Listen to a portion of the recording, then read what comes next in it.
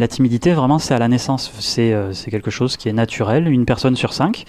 À l'âge adulte, il y en a, sur ces 1 personne sur 5, il y en a 1 sur 2 pour qui les amygdales se calment, parce qu'il y en a une de chaque côté du cerveau. Mais pour d'autres, ça reste comme ça toute la vie.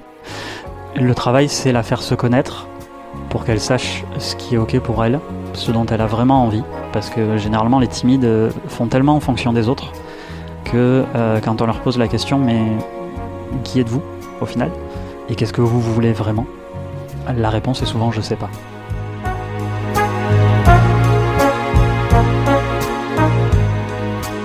La timidité est due à une sensibilité plus importante du système d'alarme de notre cerveau.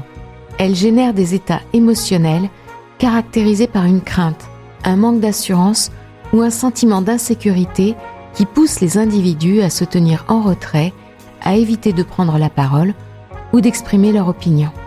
Nicolas Marcenac, un passionné des mécanismes du cerveau et des différents aspects de la timidité et des traumatismes, revendique sa propre timidité, qu'il a appris à comprendre et à gérer. Son métier désormais est de former des personnes afin de les aider à réussir leurs examens, à améliorer leurs compétences et à gérer leur stress, notamment lors de prises de parole en public. Son objectif est d'apprendre à être soi-même en exprimant ses pensées sereinement. À présent, écoutons Nicolas nous dire comment apprivoiser notre timidité et surmonter ses effets afin de nous épanouir pleinement. Effectivement, moi je suis un grand timide, c'est pour ça que j'en suis arrivé à la prise de parole en public. J'avais tendance à rougir dès qu'on me parlait, dès que je devais faire quelque chose devant les gens, j'étais très réservé. Et ça a été quelque chose qui a été assez difficile pour moi parce que c'est vrai qu'au collège, par exemple, il y a toutes les moqueries qui commencent à arriver, on vous fait signe dès que vous commencez à rougir ou des choses comme ça. C'est quelque chose qui restait assez compliqué jusqu'à la fin du lycée et où là j'ai commencé à essayer de m'en servir à mon avantage, mais c'est pas venu tout de suite. Parce que c'était au départ une souffrance. Oui, très grande souffrance au départ. Ce qui est assez particulier en plus, c'est que l'entourage s'en rend pas forcément compte. C'est marrant, j'en ai discuté avec ma mère il y a pas longtemps du fait que j'étais timide. Et elle m'a dit, mais je t'ai jamais vu timide. Un peu introverti, peut-être un peu sensible, mais pas au point d'être timide et que t'aies pu en souffrir. Donc c'est quelque chose qui a été assez particulier pour moi parce que je pensais que ça se voyait plus que ça. Et apparemment pas tant que ça. Alors je m'appelle Nicolas Marcenac, j'ai 37 ans. Et je suis formateur spécialisé dans les techniques de mémorisation et également la prise de parole en public. Pour moi, c'est une grande force et je me considère toujours comme un grand timide, tout simplement parce que je suis sensible et que ces émotions, elles sont chouettes au final, elles me permettent de me rendre compte qu'il y a des choses importantes pour moi que j'ai envie de partager. La timidité, en fait, si vous voulez, il y a 1 personne sur 5 qui naît avec un système d'alarme dans le cerveau qui s'appelle l'amygdale. Dès qu'il va se passer quelque chose d'un peu important pour nous, un grand bruit dans la pièce à côté, une prise de parole en public, découvrir des gens que je ne connais pas. L'amygdale, elle va s'activer et elle va déclencher le mécanisme de stress pour au final nous rendre très conscients de ce qui est en train de se passer, nous mettre un petit peu en sur-régime, nous faire réfléchir plus rapidement. En fait, le cerveau essaie de nous aider avec ça. Mais on le perçoit généralement pas comme quelque chose de chouette, on a plutôt tendance à se dire « mince, qu'est-ce qui se passe ?» et à se bloquer de plus en plus. Et pour les timides, en fait, cette amygdale se déclenche beaucoup plus facilement, beaucoup plus fréquemment que la moyenne. Et c'est ça en fait qui va faire que pour quelqu'un qui n'est pas timide, ça va être facile de s'exprimer, ça va être facile d'être dans certaines situations. Et le timide va avoir tendance à se considérer comme quelqu'un de bizarre ou de pas normal, à être toujours sous pression et à se dire pourquoi les autres y arrivent alors que moi pas du tout, quoi. Mais parce qu'il est moqué. Souvent, oui, il y a cette moquerie, et puis surtout parce que lui ressent les émotions beaucoup plus fort que la moyenne. C'est vrai que c'est compliqué, on a tendance du coup à éviter de faire des vagues, se cacher un petit peu. Ouais, c'est ce qui était vraiment représenté dans ma scolarité, c'est dès qu'il fallait que je passe au tableau, j'étais tout rouge, j'arrivais plus à parler, et alors du coup j'apprenais mes textes par cœur, je travaillais 3 fois plus que les autres, ce qui est plutôt chouette au final, parce que ça me donnait de meilleurs résultats, mais sur le moment c'est pas comme ça qu'on le vit. De nombreuses personnes, timides ou réservées, voient le charisme comme ça. Une frise linéaire qui partirait du gringalet timide ou introverti au bad boy musclé et badass qui ne montre aucune faiblesse. Comme dans le monde de la séduction qui était très à la mode dans les années 2010, qui incitait les hommes timides ou en manque de confiance à adopter des comportements alpha pour espérer séduire. Heureusement, grâce à Paul Mirabel, tu vas pouvoir dégainer la première arme de la stratégie de la Mirabelle. Et cette première arme, c'est la différence. J'ai eu plusieurs métiers. J'ai commencé en tant que développeur informatique. Donc j'ai fait des études d'informatique. Après j'ai passé 6 ans dans l'armée de terre en tant que sous-officier. En fait, en quittant l'armée, je me suis dit que je ne voudrais plus travailler pour des gens, mais avec des gens. Et à l'époque, je discutais avec mon père de métiers peut-être alternatifs. Et il m'avait parlé d'hypnose. Et je me suis dit, tiens, c'est suffisamment intéressant la manière dont il m'en a parlé. C'est un grand passionné touche à tout, un peu. Il m'a transmis ça et c'est vraiment quelque chose dont je suis très fier. Il m'avait parlé un peu d'hypnose, il avait essayé de m'hypnotiser. En plus, je voulais pas, donc ça n'avait pas marché du tout. Du coup, je m'étais acheté un bouquin sur l'hypnose pour voir un petit peu comment ça fonctionnait. Et j'avais fait des tests sur ma compagne de l'époque. Et ça avait tellement bien marché que je m'étais dit, mais c'est incroyable ce truc-là, avec 50 pages d'un bouquin et 1 heure juste de tests, on peut déjà avoir des résultats. Donc à quel point je pourrais aider les gens si j'avais une vraie formation et des années de pratique. Et au départ, c'est parti de là. J'avais prévu de devenir chef de projet informatique au départ, j'avais fait de l'informatique, j'avais fait du management de troupes à l'armée, c'était la suite logique. Et en fait, j'ai eu un gros revirement de situation, j'ai profité, j'ai mis mes économies dans des formations en thérapie brève, donc hypnose, programmation neurolinguistique comme on peut connaître, etc. Et j'ai commencé par là. Et petit à petit, j'ai évolué vers ces champs qui sont la timidité et l'apprentissage, parce que je suis tellement passionné de plein de sujets différents que je me suis dit, qu'est-ce qui pourrait fondamentalement m'aider à apprendre de nouvelles connaissances, quel que soit le domaine ? C'est la compétence d'apprendre à apprendre. Et derrière ça, je me suis dit comment je pourrais m'en servir pour la timidité. Et c'est comme ça que j'en suis venu là. Mais alors, vous aviez quel âge quand vous avez commencé l'hypnose ? J'avais 29 ans. Dans ce domaine PNL, hypnose, il y a des charlatans. Comment vous vous êtes dit, moi je vais être du bon côté ? Je pense que ça fait partie de cet aspect timide. On n'a pas envie de faire n'importe quoi. Il y a vraiment une éthique derrière tout ça. Et c'est quelque chose qu'on retrouve beaucoup chez les personnes timides. Et c'est pour ça que j'essaye de faire passer ce message-là. C'est que il y a des statistiques qui ont montré que, en gros, pour un niveau équivalent, les timides étaient à 95% plus compétents que leurs collègues. Tout simplement parce qu'ils passent 3 fois plus de temps à travailler pour ne pas être repris sur la qualité de leur travail. Et c'est un peu ce qui s'est passé, c'est-à-dire que moi j'ai pris une année où dès que j'étais pas en formation, j'essayais de travailler un petit peu pour avoir suffisamment d'argent. Et à m'instruire vraiment à fond sur toutes les recherches qui avaient été faites. J'ai pris tous les grands livres qui avaient été écrits par Milton Erickson, qui est le papa de la nouvelle hypnose, de l'hypnose moderne. Et j'ai passé vraiment 2 ans à les étudier sans relâche. Donc c'était hors de question pour moi de devenir effectivement quelqu'un qui pose juste sa plaque au bout d'1 semaine de formation et qui reçoit des gens. Récemment, j'avais rendez-vous avec une fille. On devait se voir à 20h.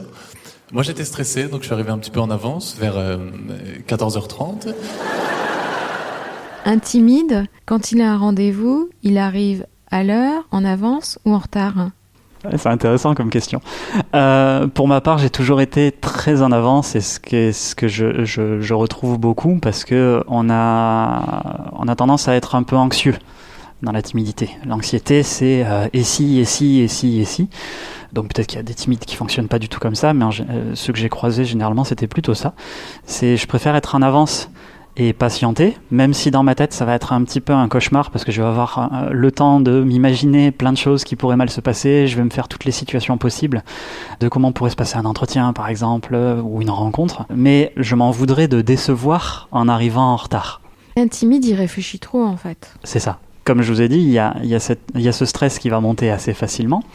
Et à partir du moment où je stresse, naturellement, j'ai plus de neurotransmetteurs. Donc, je vais me mettre à réfléchir. Et le but, c'est d'arriver à utiliser cette réflexion à mon avantage. Et tant qu'on ne sait pas comment on fonctionne, c'est un peu compliqué. Le Français Léon Marchand, 20 ans, et il vient de briller au championnat du monde de Budapest. En fait, moi j'étais introverti et j'avais l'impression que c'était un défaut. Alors qu'il y a beaucoup de qualités à être introverti. On écoute plus, on a une énergie qui est différente, on peut la garder pour la mettre autre part que dans la discussion, par exemple. Et en fait, moi, l'eau, c'était un moyen de m'exprimer. Le sport va aider généralement à gagner en confiance en soi, va éliminer beaucoup de parasites dans la tête, parce que c'est quelque chose qui va éliminer de toxines, qui va nous faire sentir mieux dans notre corps. Le timide aura tendance à vouloir aller toujours plus loin aussi, donc on retrouve de très grands sportifs qui sont timides, mais même dans tout un tas d'autres domaines. Hein. On a des timides qui vont très loin justement parce que ils veulent ne pas être décevants dans leurs interactions avec les autres. Est-ce que vous avez des noms de grands timides connus ou des modèles ? Des modèles ? Je dirais pas que j'ai des modèles. Après, je sais qu'il y a des personnes très timides qu'on peut retrouver sur scène. Il y a beaucoup d'humoristes, par exemple, qui sont timides. Le premier qui me vient, là, j'en ai plus forcément en tête, mais c'est Thomas Wiesel, qui est un très grand humoriste suisse, et qui, lui, surprend souvent ses fans à la sortie du spectacle, parce qu'il va avoir tendance à rester dans son coin et à pas trop parler. Mais en fait, c'est ça. On a tendance à se dire, parce que cette personne va faire des spectacles, va faire des présentations devant des centaines de personnes, forcément, elle n'est pas timide. Ou quand je discute avec elle, elle a l'air plutôt avenante. Mais c'est plutôt des gens qui ont appris à se servir de leur timidité, ou au contraire, qui se sont challengés pour aller dépasser tout ce qui se passe à l'intérieur et qui peut être très compliqué quand on ne le maîtrise pas. J'ai peur un petit peu partout dans la vie. Moi, j'ai peur dans le métro notamment. Je sais qu'il y a des filles qui ont peur la nuit dans le métro. Moi, j'ai peur de ces filles qui ont peur la nuit dans le métro. C'est vrai qu'on a tendance à réfléchir plus que la moyenne et donc il y a moins de repos. Mais c'est tout l'intérêt et c'est pour ça moi aussi que je me suis mis à travailler énormément sur moi pour comprendre comment je fonctionne. C'est ce que j'essaye de délivrer aussi pendant les formations ou pendant les accompagnements individuels que je propose. De se dire, ok, j'ai des moments où il faut vraiment que je travaille, où il faut vraiment que mon cerveau soit en ébullition. Et j'ai de la chance. Je suis super compétent pour le faire, donc je vais le mettre à profit. Mais il faut aussi savoir trouver des moments pour soi.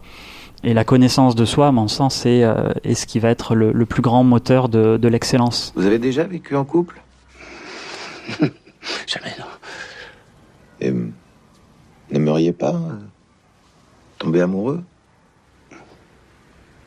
Alors, le film Les Émotifs, c'est sur un mec qui est ultra émotif. Je pensais pas que ça existait. Je ne connaissais pas Jean-Pierre Améris. Et Isabelle me dit, mais rencontre-le. Mais alors elle me dit, je te préviens, il est un peu bizarre. Mais alors j'avais lu le scénario, je dis, ça me paraissait improbable. Je vais chez Isabelle, et il y avait Jean-Pierre qui arrive une demi-heure en retard. Alors il dit, excusez-moi, j'ai mis un peu de temps parce qu'il a tourné 4-5 fois autour du quartier avant d'oser sonner à la porte. Et ensuite, il nous a raconté en live que c'est un dixième de ce qu'il vit, quoi. Et c'est hallucinant parce que j'ai refait après 2 films avec lui. Et il se soigne, certes, mais c'est dur à dire, mais ça ne s'arrange pas. Est-ce que vous avez eu des grandes audaces ? La première, j'ai 30 ans, je viens de terminer de me former justement avec toutes mes formations et je me fais une séance de relaxation avec de l'auto-hypnose.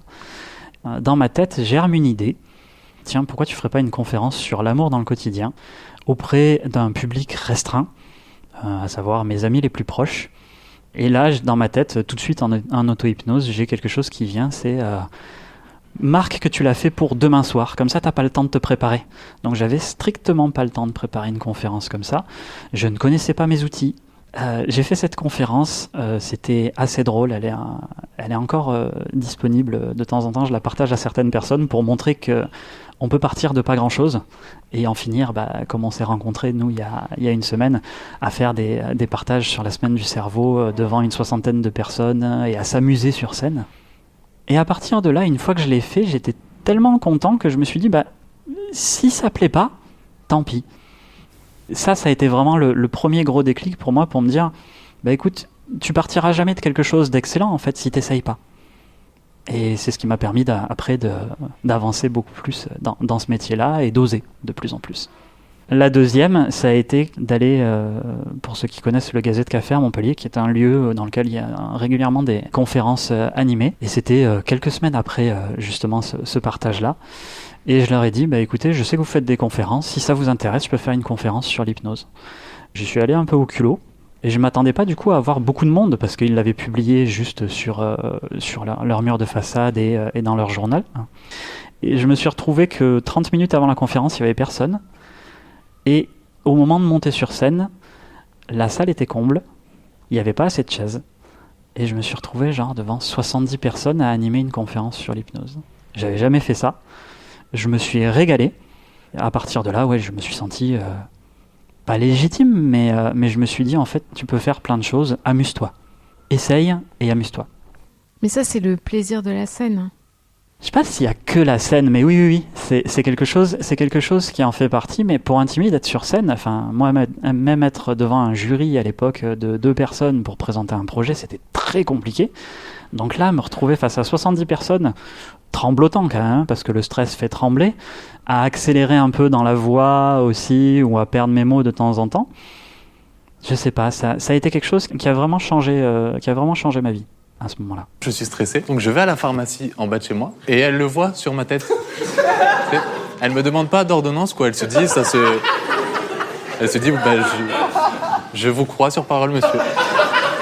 Elle me prescrit des plantes pour me calmer un peu. Elle me dit juste c'est un peu fort, il faut en prendre qu'une seule. Alors, il y a plusieurs choses. Effectivement, la respiration va jouer un rôle majeur parce que quand vous commencez à stresser, il va se passer quelque chose qui est un mécanisme de défense naturel, c'est que votre sangle abdominale va se contracter pour protéger toutes les parties molles qu'il y a à cet endroit-là, parce qu'on n'a pas d'os qui nous protège comme au niveau de la cage thoracique, par exemple. Et donc on va passer en respiration abdominale, on va commencer à moins bien respirer, et donc on va avoir du mal à parler correctement, en plus de tout ce qui se bouscule dans notre tête. Donc effectivement, la première chose, ça va être de revenir à une respiration ventrale. Donc la première chose, ça va être de prendre une belle inspiration, de bien gonfler le ventre, ça va détendre les muscles au niveau de la sangle abdominale, ça va aider à récupérer de l'oxygénation pour le cerveau et pour mieux réfléchir.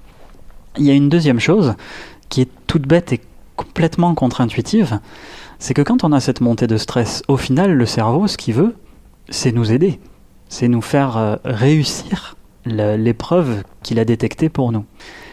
Si on se dit « Oh ben non, ça recommence », qu'est-ce qu'il entend ? Il entend « Il y a un souci qu'on n'avait pas vu venir, il faut que tu m'envoies de l'énergie pour réagir ». Et le problème, c'est que le corps, il n'a qu'une manière de nous faire réagir face à une situation difficile, c'est d'envoyer du stress. Donc si on commence à se dire que je ne veux pas qu'il y ait du stress, bah, le corps va dire « Ah bah tu as un souci, t'inquiète, je t'envoie un peu plus d'adrénaline, ça va t'aider à réagir à la situation ».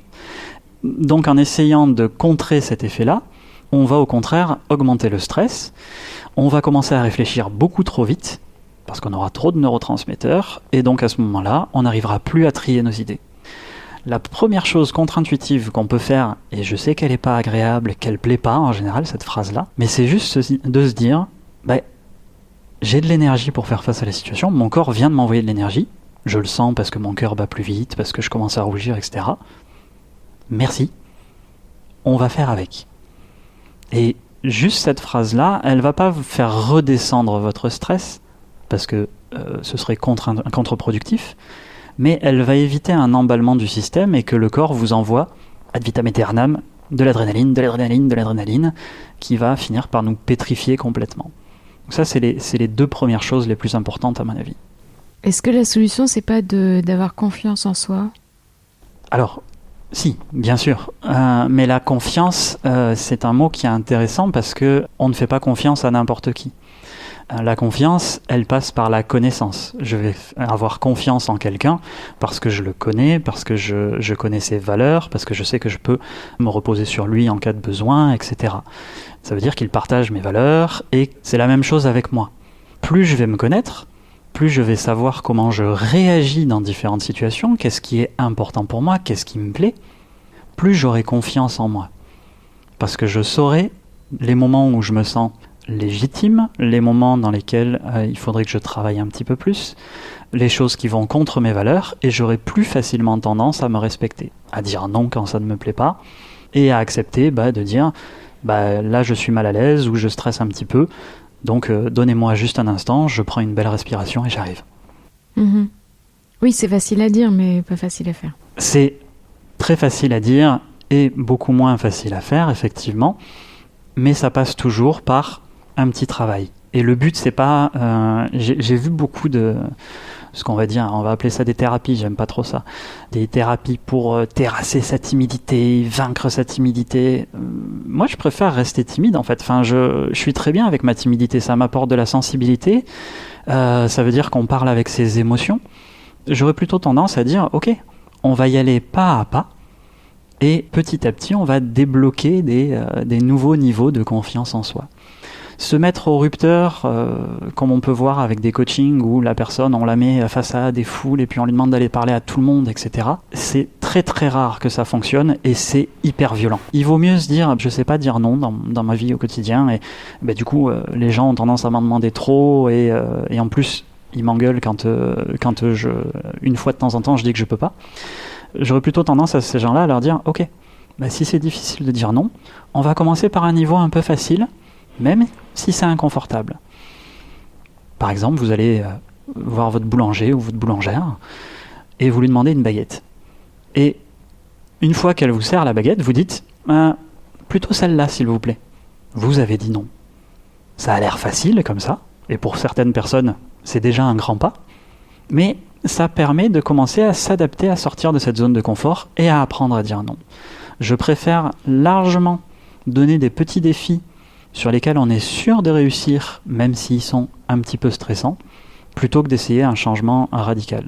Moi, j'ai été un peu radical dans mon fonctionnement, mais c'est loin de fonctionner avec tout le monde. En fait, l'idée, c'est de rendre ami sa tête avec son corps. Exactement. Le problème, c'est qu'on ne nous explique pas comment on fonctionne. Pour moi, on est tous des génies, que ce soit dans l'apprentissage, que ce soit dans chaque chose qu'on fait, on est tous des génies. C'est juste qu'on ne nous explique pas le fonctionnement de notre corps, pourquoi on peut douter à certains moments. Et juste en apprenant ça et en connaissant quelques techniques qui nous permettent d'apprendre plus vite, tout simplement, on peut faire des choses, mais qui sont incroyables. C'est pour ça que moi je me bats et que j'essaye de faire vraiment de la vulgarisation là-dessus. J'ai vraiment à cœur de vulgariser tout ce qui se passe dans le corps, tous les mécanismes qui sont en jeu, parce que avec peu d'efforts, au final, on peut changer les choses. Ça demande toujours d'être actif, hein. Malheureusement, on est dans une société qui prône un petit peu l'automatisation d'absolument tout ce qu'on fait et qui nous amène à être de plus en plus passifs. Mais avec très peu d'efforts, on peut arriver à de grands résultats. Et c'est ça que j'essaye de montrer. C'est comme la dernière fois, je vais au kebab et je dis au kebabier, mais moi, sauce barbecue. Et là, il m'a dit, je suis désolé, je t'ai mis sauce ketchup, c'est pas grave. Je lui ai dit, monsieur le kebabier, vous avez un couteau dans la main, vous êtes plus musclé que moi, franchement non, c'est pas grave. Je vais pas risquer ma vie pour de la sauce barbecue. Plus important pour moi dans mon travail, c'est de prendre plaisir, c'est de créer une véritable connexion avec la personne que j'ai en face. Bien sûr, il y a un cadre à garder, hein, c'est-à-dire que je vais pas faire le travail pour la personne, mais c'est ça, c'est de partager avec le cœur en fait tout ce que j'ai appris et de le vulgariser au maximum. Il n'y a aucun intérêt pour moi à juste faire un exercice à une personne, un accompagnement, et qu'elle comprenne pas ce qu'elle a fait. On parle beaucoup justement au niveau de l'hypnose de pas se souvenir de la séance ou on ne débriefe pas. Il y a beaucoup de collègues qui font ça. Alors ça peut m'arriver de le faire, mais j'explique à ce moment-là pourquoi on ne débriefe pas tout de suite et qu'on débriefera plus tard. Je préfère 1000 fois avoir expliqué à la personne ce qui s'était passé et comment elle peut s'en servir à son avantage, plutôt que de rester mystérieux et de garder mes savoirs pour moi. Mon but, c'est de partager sans compter. Le travail, c'est la faire se connaître, pour qu'elle sache ce qui est ok pour elle, ce dont elle a vraiment envie, parce que généralement les timides font tellement en fonction des autres que quand on leur pose la question, mais qui êtes-vous au final, et qu'est-ce que vous voulez vraiment, la réponse est souvent je sais pas. Et donc c'est vraiment trouver en fait ce qui est vraiment important pour eux, parce que à partir du moment où on commence à comprendre qui on est et qu'est-ce qu'on veut vraiment à notre niveau, plus on fait ça, moins on a envie de passer à côté, quoi. Donc, il faut apprendre à s'aimer soi, à avoir confiance en soi, mais c'est aussi l'entourage est très important. Alors, c'est sûr qu'avec un entourage qui est sécurisant ou avec des amis avec lesquels on peut être soi, c'est beaucoup plus facile. Parce que si on a des entourages qui ont tendance à pas nous aider dans nos doutes ou à se moquer un petit peu quand on a des difficultés, c'est quelque chose qui peut être très compliqué pour nous. Mais on le voit en fait, plus on travaille sur nous et plus on apprend à se connaître justement, plus on va faire le tri dans son entourage. Mais c'est sûr que quelqu'un qui va partir avec une famille et des amis aimants aura plus de facilité à s'en sortir. Et encore en le disant, je dis ça, mais dans ma tête, ça sonne qu'à moitié juste, parce que si on est trop cocooné, si dès qu'on a un souci, on a toujours quelqu'un qui vient nous soutenir derrière, on a tendance du coup plutôt à se renfermer et à attendre que l'autre fasse pour nous. Donc il y a un juste milieu à avoir, je pense. Il faut savoir que les gens résisteront de toute manière au changement. C'est pas parce qu'ils veulent être méchants envers vous ou quoi que ce soit. C'est juste qu'il faut se rappeler qu'on n'est pas programmé pour être heureux au départ, on est programmé pour survivre. Et le cerveau est donc programmé pour fournir le minimum d'efforts pour un maximum de résultats. C'est le concept d'efficience. Si j'ai l'habitude que dans une relation avec quelqu'un, ça se passe toujours de la même façon. A implique B.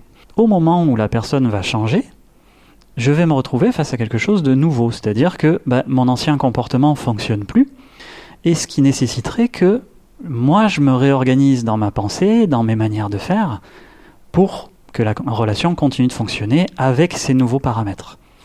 Le problème, c'est que le cerveau, lui, ça marchait très bien comme ça jusqu'à présent, donc pourquoi j'aurais besoin de fournir plus d'efforts dans cette relation que ce que je n'en ai fourni jusqu'à présent? Donc naturellement, il va y avoir une phase de résistance. C'est pas contre moi si je commence à être moins timide. C'est juste que le cerveau de la personne va lui dire « ça marchait très bien, donc refuse ce changement ». Et on le voit dans absolument tous les cas de figure, que ce soit dans le professionnel ou dans le personnel. Refuse ce changement. Et c'est dans ces moments-là où c'est un peu compliqué parce qu'il faut rester campé sur sa position en disant non, maintenant, moi j'ai envie que ce soit comme ça.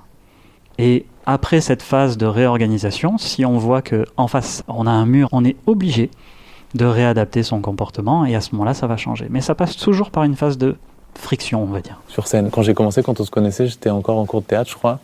Et ma prof, qui est une prof géniale, tu vois, et qui m'a vachement aidé, me disait souvent t'es mou, t'es lent, tu parles doucement, tu ouvres toutes tes phrases, ça veut dire que t'as que des intonations aiguës et ça, c'est le pire truc que tu puisses dire à un acteur, tu vois. Elle me disait on t'entend pas, t'essayes de faire rire tout le temps. Et en fait, je pense que c'est ce qui fait que sur scène, les gens retiennent une certaine forme de différence, tu vois. Donc là, vraiment, ce que j'essaie de raconter, c'est venez comme vous êtes et soyez comme vous êtes. Et au final, c'est ce qui va faire que tu vas être un petit peu différent, tu vois. Si j'ai un conseil à donner à un timide, c'est une bonne question. Il va me falloir réfléchir un peu. Prenez le temps d'apprendre à vous connaître, en fait. Regardez ce que vous voulez vraiment. C'est une force incroyable d'être timide. Quand vous allez comprendre, en fait, que c'est grâce à ça que vous créez des relations, en fait, plus profondes. C'est pour ça que vous êtes souvent le confident de quelqu'un. Même si vous n'osez pas forcément vous confier, c'est parce que vous parlez avec le cœur, vous parlez avec vos émotions. Et ça permet en fait de toucher les gens, d'être mieux compris ou comprise. Et c'est ça en fait qu'apprécient les gens chez vous. Alors vous en rendez peut-être pas compte, vous ne savez pas forcément vous en servir, mais prenez le temps d'apprendre à vous connaître et perdez surtout pas ça parce que ce serait vraiment, vraiment dommage.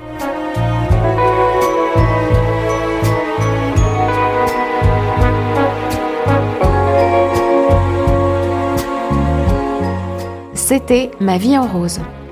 Merci infiniment à tous ceux qui m'ont aidé à réaliser ce portrait sonore.